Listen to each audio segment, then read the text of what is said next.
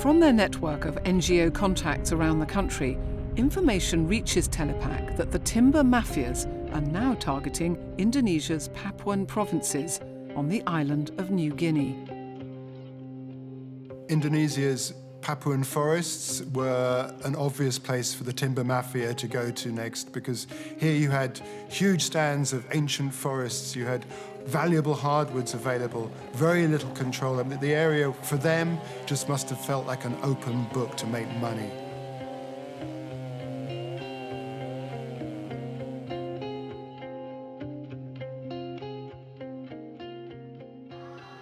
The city of Sorong, on the northwest tip of Papua, is a hotspot for the illegal logging business. Its hotels and seedy bars are where deals are struck between the timber mafia and foreign timber buyers, mostly from Malaysia, China, and India. There is corruption in the local forestry office. Here, officials willingly and illegally redraw the boundaries of protected areas to suit the needs of timber companies, allowing access to valuable timber. The prime target for the loggers is the merbau tree, a threatened species with the last commercial stands found on the island of Papua. Merbau is used for flooring and furniture. Large amounts are being illegally shipped out from Sorong, despite Indonesia's log export ban. This shipping website shows consignments of merbau logs awaiting collection for delivery to China and India. We were in Sorong, and one night, a couple of guys came to see us from the Kaoem tribe, which was an indigenous tribe living in the forest. And they told us what had happened to their forest. An amazing story about how their area had been invaded by loggers, and it was being controlled by a military police officer who had kind of threatened them, walked around with a pistol, and basically told them that, you know, this wood's going to be mine, there's nothing you can do about that. EIA and Telapak travelled south of Sorong city, a day's journey by speedboat and on foot, to the home of the Kaoem tribe, to witness the impact of logging on traditional communities.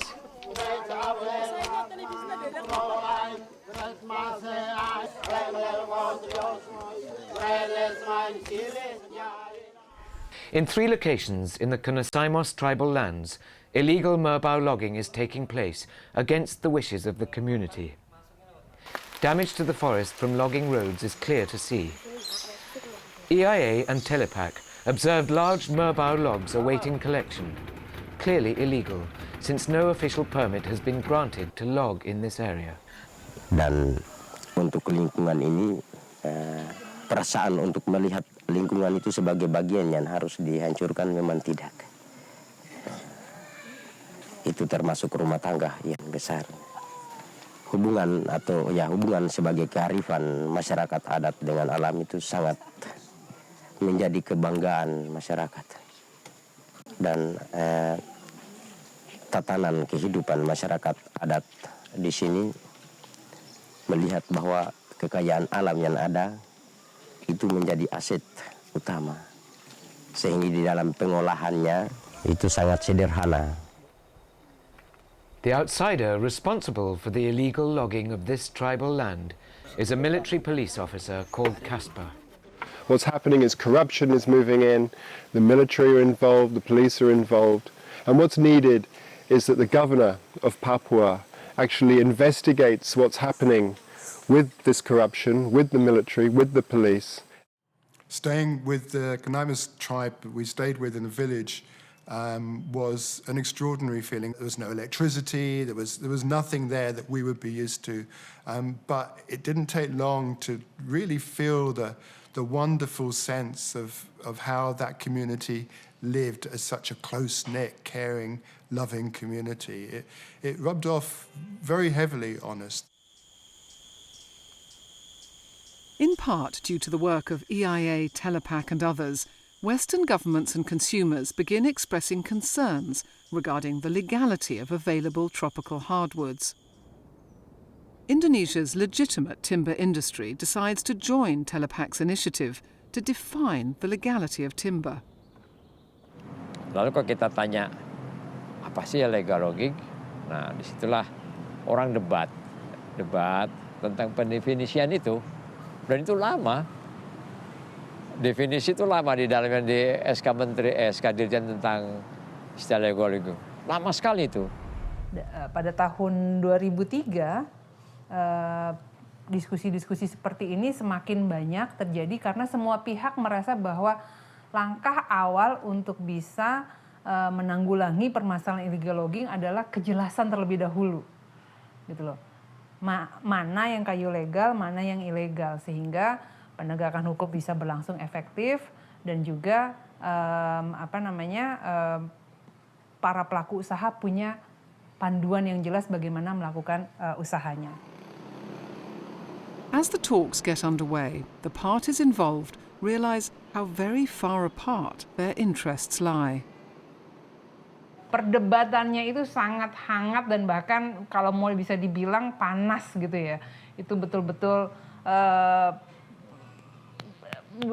head to head terutama antara private sector gitu, industri dan pihak masyarakat sipil.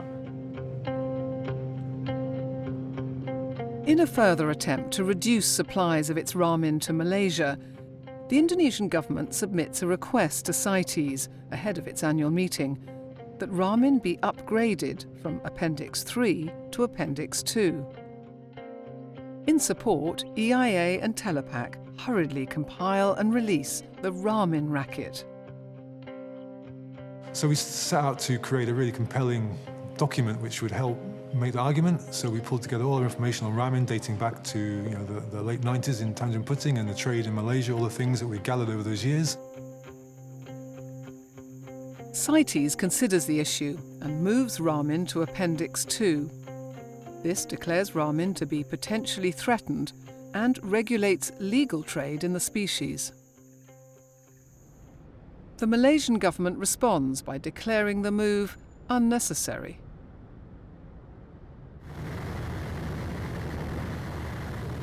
From trusted contacts in West Papua, information reaches the NGOs of a significant increase in the number of merbau trees being illegally logged and then illegally shipped to China. Within days, the team returns to Sorong, intent on tracing the illegal export of the timber.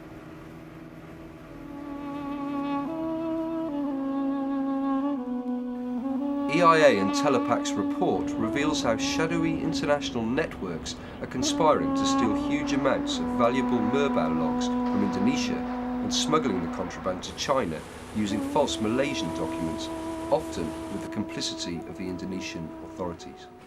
With huge cargo ships arriving daily, it is a trade of breathtaking scale and destructiveness. Merbau logs are the most common timber found at the port. This luxurious, dark hardwood is used in the manufacture of flooring. In the last 5 years, hundreds of factories have sprung up in Nanshun, churning out thousands of kilometres of merbau wood flooring. There are over 200 sawmills in the town processing merbau logs, the vast majority of which have been stolen from Papua.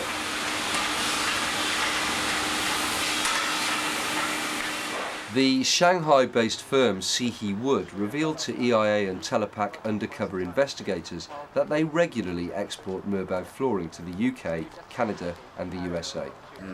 For merbau, I think every month we export about 20,000, 25,000, I think.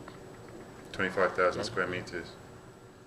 The massive illegal trade in merbau between Indonesia and China is threatening the last pristine forest in the Asia-Pacific region. While a chain of brokers and middlemen are earning vast profits, the communities of Papua are being robbed to feed China's rapacious timber industry.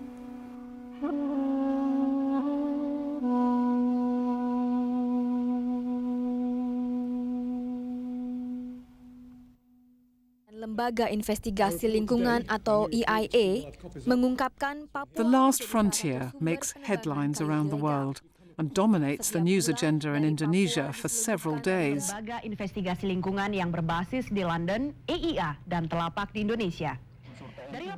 There's widespread public anger that the country's forests are being illegally destroyed by domestic timber mafias and sold to China at discount prices.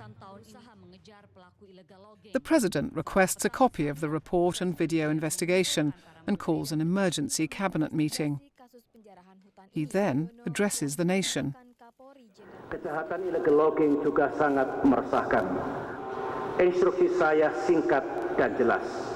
Selamatkan hutan kita, hukum para penebang dan pencuri kayu secara liar itu.